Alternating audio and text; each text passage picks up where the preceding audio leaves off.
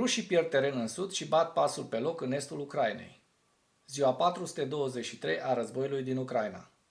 Potrivit Institutului pentru Studiul Războiului, bloggerii militaruși au furnizat suficiente imagini geolocalizate și rapoarte textuale pentru a confirma că forțele ucrainene și-au stabilit poziții în malul de stânga a oblastului Herson, începând cu 22 aprilie, deși nu se specifică la ce scară sau cu ce intenții.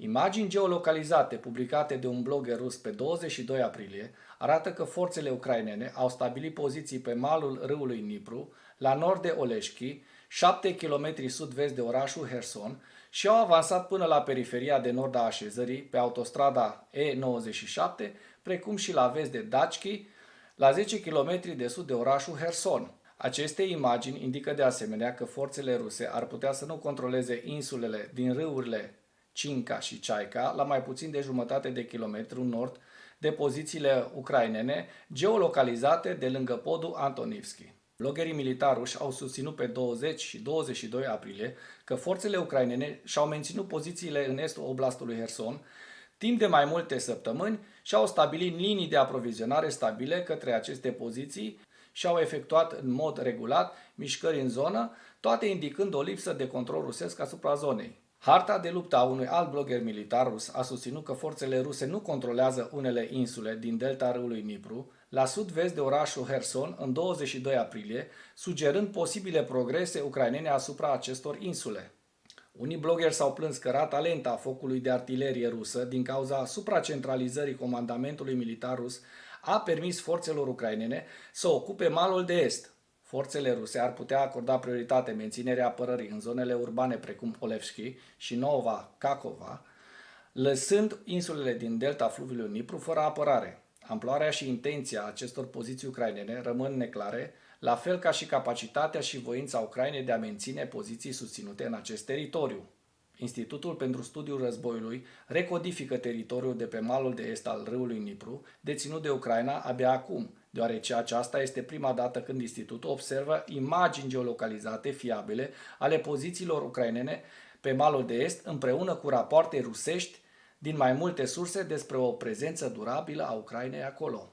Evenimentele din regiunea Donetsk arată că, după ce au suferit o serie de înfrângeri, rușii au înțeles destul de târziu că ucrainenii știau deja cum vor fi atacați de ruși și au început să distrugă unitățile de asalt rusești aflate în apropiere. Pentru a rezolva problema, forțele rusești au început să trimită mai multe unități de asalt în atacuri sinucigașe pentru a distrage atenția armatei ucrainene și apoi au trimis un al doilea grup să lovească ținta reală. Mai sunt și alte zvâgniri și misiuni în care comandamentul rusesc a trimis practic la moarte plutoane de soldați la Bakhmut, Vodiane sau Avdiivka. Însă, rezultatele au fost aceleași, rușii au fost sacrificați degeaba sau luați prizonieri de către armata ucraineană. Încet, încet, se observă maturizarea armatei ucrainene, a cărei bună parte a fost instruită la cel mai înalt nivel de instructor NATO, atât în Ucraina cât și în străinătate. Știm că și România face parte din acest program de instruire, pe care autoritățile române au dorit să-l țină secret, program dezvăluit cu ocazia scurgerilor de informații din cadrul Ukraine Leaks. Mai știm că, deși încă timidă, contraofensiva ucraineană, care va avea în frunte aceste trupe de elită, cât și armament occidental de înaltă precizie, va produce multe pierderi armatei rusești.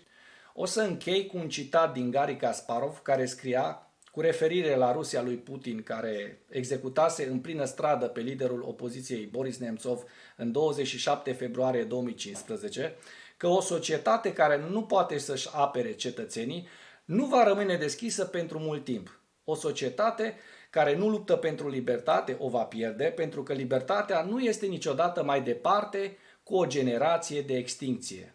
Deci luați aminte la aceste cuvinte pentru că sunt actuale. Iar lucrul acesta cred eu că este valabil și pentru noi românii, care ne-am cam înmuiat și săturat de democrație. Celor care s-au săturat de prea mult bine le-aș aminti că o societate deschisă, liberă și democratică se apără zi de zi, așa cum o fac ucrainenii astăzi. Pentru ca răul să triumfe, este suficient ca oamenii buni să nu facă nimic. Asta ne spunea acum 3 secole Edmund Burke, lucru care a rămas și astăzi valabil. Mulțumesc pentru vizionare. Dacă vrei să susții acest canal, abonează-te la Animatura.